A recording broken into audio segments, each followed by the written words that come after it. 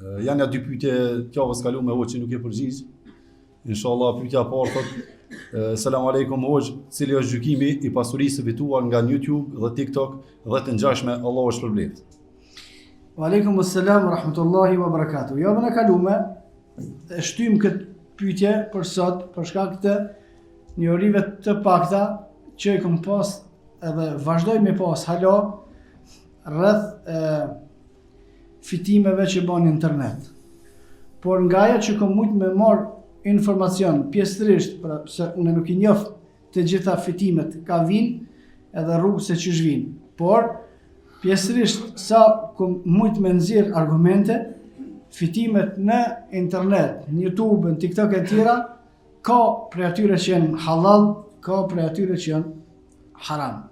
Domethënë, parimisht, a është gjithçka që fitohet nëpërmjet kësaj rruge haram? Jo.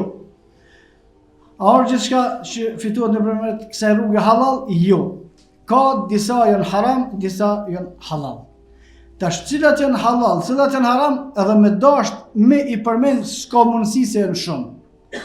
Nëse dikush për vllaznive fiton me në një farë rrugë, pastaj në të na qenë dhonat qysh fitohet që kjo për me mujt me krahasu në peshurën e shariatit.